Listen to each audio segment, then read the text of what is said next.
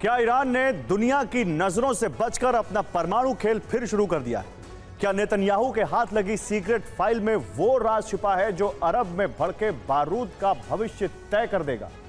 क्या Netanyahu Trump के सामने वो सैटेलाइट तस्वीरें और दूसरे सबूत रखने वाले हैं जिनसे पता चलेगा कि पिकेक्स माउंटेन के नीचे आज भी ईरान का सबसे बड़ा एटमी ठिकाना महफूज है? वॉशिंगटन में ट्रंप के टेबल पर नेतन्याहू एक सीक्रेट फाइल रखेंगे और इसके साथ ही ईरान के खिलाफ सबसे बड़ी स्ट्राइक हो सकती है। नेतन्याहू की इस सीक्रेट फाइल में हो क्या सकता है और क्या मुश्तबा की एटमी साधना शुरू हो चुकी है? इन तमाम क्या का जवाब आपको अब दिखाता हूं इस रिपोर्ट में। इसी बीच ईरान की परमाणु गतिविधियों को लेकर नई उपग्रह तस्वीरों ने अमेरिका और इजराइल की चिंता और बढ़ा दी। फॉक्स न्यूज की रिपोर्ट में दावा किया गया है कि अमेरिका के हमलों में क्षतिग्रस्त हुई ईरान की परमाणु साइटों पर तेजी से पुनर्निर्माण का काम चल रहा है। तस्वीरों में कई परिसरों पर निर्माण, मरम्मत और नई गतिविधियां दिखाई देने का दावा किया गया। और अब ईरान का वो न्यूक्लियर नेटवर्क देखिए जिसकी नई सैटेलाइट तस्वीरें और खुफिया रिपोर्टें नेतन्याहू से लेकर ट्रंप तक को परेशान कर रही हैं। सबसे पहले पिकेक्स माउंटेन, यह ईरान का सबसे सुरक्षित भूमिगत परिसर माना जाता है।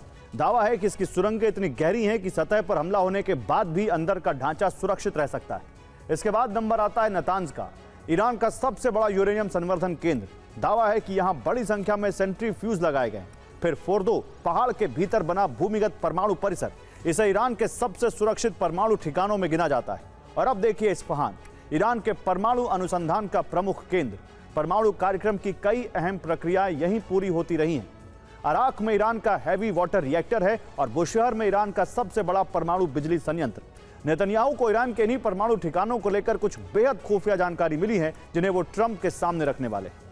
अमेरिका के पूर्व रक्षा मंत्री मार्क एस्पर ने चेतावनी दी है कि तेहरान मिसाइल और कामिकाजी ड्रोन कार्यक्रमों समेत अपनी सैन्य क्षमताओं को तेजी से दोबारा मजबूत कर रहा है। मार्क एस्पर का कहना है कि ईरान भविष्य की किसी भी बातचीत में अपनी स्थिति मजबूत करने के लिए सैन्य ताकत बहुत तेजी से बढ़ा रहा है। उन्होंने ट्रंप सरकार को सलाह दी है कि ईरान पर आर्थिक प्रतिबंध और कड़े किए जाएं ताकि वह अपनी सैन्य बढ़त हासिल न कर सके। सबसे पहले पार्चन का तालेकान 2 परिसर। सैटेलाइट तस्वीरों से पता चल रहा है कि यहाँ मरम्मत का काम तेजी से चल रहा है। बंकर बस्टर बमों से हुए गड्ढों को ढकने की कोशिश हो रही। यहाँ तेजी से चल रहे निर्माण कार्य के साफ साफ संकेत दिख रहे हैं। अब देखिए पार्चन की एक क्लोज सैटेलाइट तस्वीर। यहाँ कंक्रीट मिक्सर और दूसरी मशीनें दिखाई दे रही। विशेषज्ञों का मानना है कि इनका इस्तेमाल बमबारी से हुए नुकसान की मरम्मत और गड्ढों को स्थायी रूप से बंद करने के लिए किया जा सकता है। और अब पिकेक्स माउंटेन, यह ईरान का सबसे संवेदनशील भूमिगत परमाणु परिसर माना जाता है। सैटेलाइट तस्वीरों में सुरंगों के प्रवेश द्वार पर वाहनों की आवाजाही दर्ज हुई। और अब सवाल यह कि अगर अमेरिकी सैटेलाइट लगातार निगरानी कर रही थी तो फिर ये गतिविधियां कैसे होती रही? ईरान ने अमेरिका के सैटेलाइट को धोखा देने के लिए मैश स्क्रीन यानी एक जालीदार कवच का इस्तेमाल किया। हर गतिविधि बहुत सावधानी से इस मैश स्क्रीन के नीचे या सुरंगों के अंदर ही की गई और सैटेलाइट सुरंगों के अंदर नहीं देख पाए। सैटेलाइट को मैश भारी मशीनरी की वजह से सीमित संख्या में वाहनों की आवाजाही दिखाई दी सैटेलाइट्स को, ताकि गतिविधियां ज्यादा ध्यान न खींचे और हमले के बाद बने गड्ढों को तेजी से भरने और मरम्मत का काम करने के लिए खास तरह से पहले से तैयार कंक्रीट का इस्तेमाल किया जो बहुत तेजी से पक्का हो जाता है। पिकेक्स माउंटेन जैसे पहाड़ी इलाकों में बने भूमिगत परिसर स्वाभाविक रूप से अतिरिक्त सुरक्षा और आड़ देते हैं। ईरान ने सुरंगों के प्रवेश द्वारों पर बहुत कम और बहुत सावधानी से काम किया जिससे सैटेलाइट को ज्यादा सबूत नहीं मिले।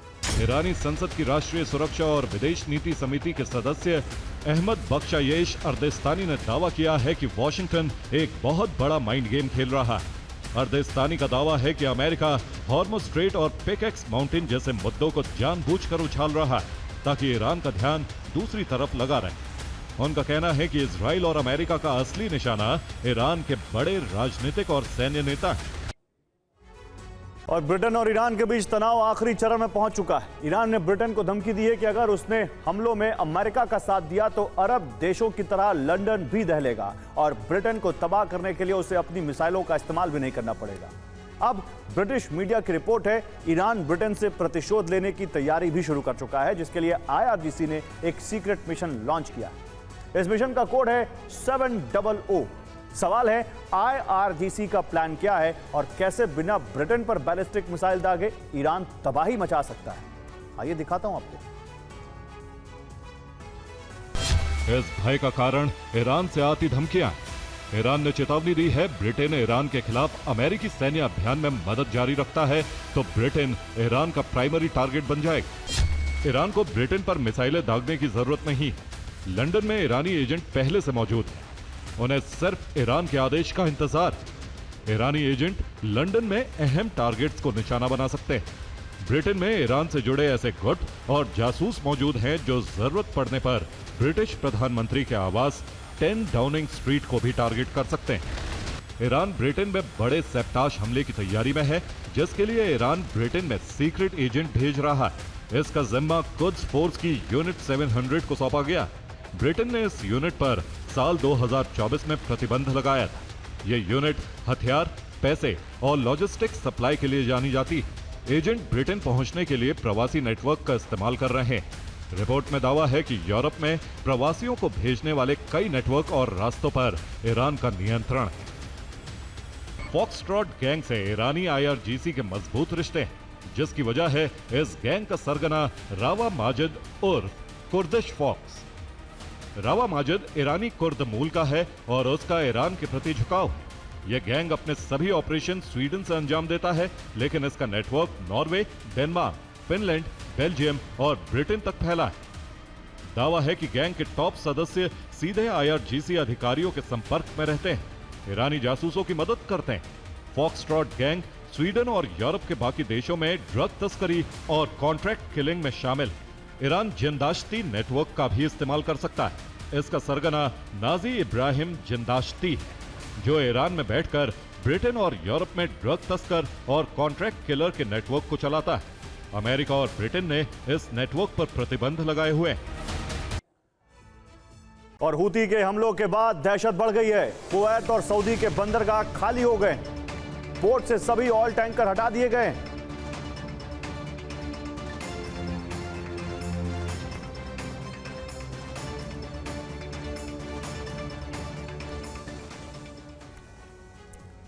तो यूक्रेन के ड्रोनों ने 2000 किलोमीटर दूर साइबेरिया के शहरों तक जाकर जो आग लगाई है, उसकी लपटों ने रूस की अर्थव्यवस्था की कमर तोड़ दी है। एक तरफ रूस का तेल उत्पादन लगातार गिर रहा है, तो दूसरी तरफ तंगहाली ऐसी आई है कि क्रेमलिन को अपने स्पेस और रोबोटिक्स जैसे ड्रीम प्रोजेक्ट्स का फंड पूरी तरह खत्म करके सिर्फ ड्रोन बनाने में झोंकना पड़ रहा है। मोर्चे पर हर दिन मारे जा रहे हजारों रूसी सिपाहियों की भारी कमी को पूरा करने के लिए अब पुतिन उत्तर कोरिया से 30,000 और सैनिक मंगा रहे हैं। इन हमलों से रूस के सामने आर्थिक दबाव भी बढ़ता जा रहा है। पुतिन ने रूस की 8 प्रमुख प्रौद्योगिकी परियोजनाओं के बजट में 37.8% की कटौती कर दी है। सबसे बड़ा झटका अंतरिक्ष प्रौद्योगिकी कार्यक्रम को लगा, जिसकी फंडिंग पूरी तरह रोक दी गई। रोबोटिक्स और ऑटोमेशन से जुड़ी परियोजनाओं के बजट में भी भारी कटौती की गई है। रूस में शिक्षा और स्वास्थ्य जैसी जरूरी बजट को भी कम करना पड़ा है। यूक्रेन के राष्ट्रपति व्लादिमीर ज़ेलेंस्की का दावा है कि रूस में जितने नए सैनिक भर्ती हो रहे हैं, उससे ज्यादा सैनिक युद्ध में हताहत हो रहे हैं। ज़ेलेंस्की के मुताबिक 2026 में अब तक रूस ने करीब 2,21,000 सैनिक भर्ती किए, जबकि लगभग 2,25,500 सैनिक हताहत हुए। इनमें करीब 1,31,000 सैनिकों की मौत और लगभग 93,000 घायल होने का दावा किया गया है। और यमन के रेगिस्तानों से लेकर सऊदी अरब के आसमान तक एक बार फिर महाविनाश का बिगुल बच चुका है। 4 साल से युद्ध विराम की चादर ने यमन की आग को ढक रखा था, लेकिन वो अब पूरी तरह हट गई है। सऊदी अरब और ईरानी प्रॉक्सी के हूती लड़ाकों के बीच आर पार की जंग का खौफनाक अध्याय शुरू हो चुका है, जिसमें सऊदी अरब अब जगहों पर हमले करेगा, उन जगहों पर जहां हूती का वर्चस्व है। साथ ही हूती के लाल सागर नेटवर्क को ध्वस्त करेगा, जिससे हूती फिर सऊदी अरब पर हमले न कर पाए। लेकिन सऊदी सैनिकों के सामने सबसे बड़ा चैलेंज है कि वो कैसे हूती के ठिकानों तक पहुंचे, क्योंकि हूती के ठिकाने खुफिया जगहों पर।